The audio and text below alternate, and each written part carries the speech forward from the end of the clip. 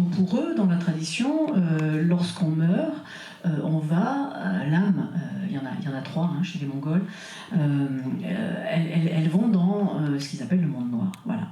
Et c'est l'endroit où se rend le chaman pour discuter avec les âmes et les esprits. C'est tout. Alors, jusqu'au XVIe siècle, jusqu'à l'introduction du bouddhisme en Mongolie, les Mongols ne parlaient pas de réincarnation. Ça n'existait pas chez eux. Donc les âmes partaient dans le monde noir pour l'éternité. Avec l'influence du bouddhisme au XVIe siècle, ils ont commencé à être influencés et à parler de réincarnation. Donc pour eux, aujourd'hui, il y a une possibilité de réincarnation dans les 3 à 5 ans, dans la même lignée familiale, en fait. Voilà. Et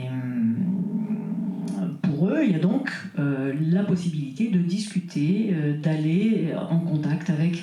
Alors, les esprits, les âmes, tout ça est assez complexe dans la tradition mongole. Il y a beaucoup de choses qui veulent dire la même chose, qui sont différentes. Donc, c'était difficile de se faire une idée. Mais en gros, pour vous... Voilà, il y aurait chaque vivant, chaque être vivant. Donc, ce qui est vivant, c'est un caillou aussi. Tout ça est vivant. Donc, tout ça a une âme. Donc pour eux, il faut respecter chaque vivant, parce que chaque vivant a une âme. Par exemple, quand ils boivent dans un bol qui est en bois, dans la tradition, quand ce bol était fêlé ou cassé, on ne buvait plus dans ce bol parce qu'il avait perdu son âme, et qu'on ne boit pas dans un objet qui est mort. Voilà, pour eux, il était mort.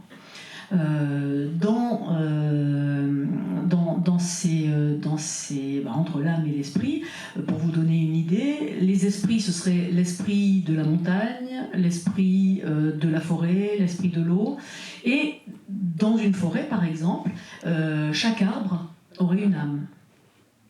Et l'esprit serait un peu le surveillant de cette forêt, à tel point que quand on a chez soi du bois de cette forêt, si on manque de respect à ce bois, ça va énerver l'esprit de la forêt dont ce bois est issu.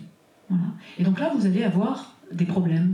Donc les esprits vont vous faire savoir, l'esprit de la forêt va vous faire savoir qu'il n'est pas content parce que vous n'avez pas respecté le bois dont il est le gardien, en quelque sorte. Donc dans la cosmogonie mongole, à l'origine, c'est Tengger, le dieu du ciel, qui est à l'origine de tout.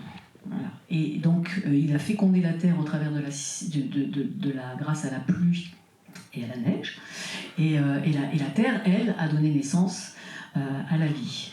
Mais il y a dans cet organisme-là, il y a les esprits qui sont les gardiens du maintien de l'harmonie dans ce monde-là.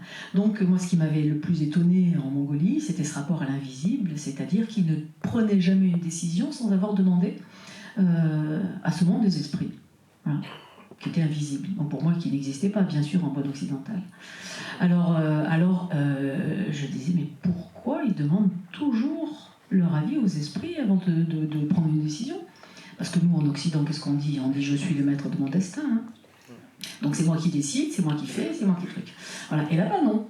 Alors, il m'expliquait que justement, ces esprits avaient accès à une dimension bien plus grande que celle à laquelle l'humain pouvait avoir accès, et que donc, si on voulait prendre des décisions dont on pouvait voir les conséquences, c'est les esprits qui pouvaient nous donner les indications. L'humain, il ne voyait pas les conséquences de ses actes. En revanche, le monde des esprits, oui. Alors après, qu'est-ce que c'était que ce monde des esprits? Comment ils avaient accès à ça? La réponse, c'était, c'est grâce à la transe. Voilà. Donc il y a 2 façons d'accéder au monde des esprits dans leur tradition. Il y a l'intuition, qui, pour ceux qui n'ont pas les capacités dites chamaniques, serait le langage qu'utilisent les esprits pour vous prévenir d'un danger.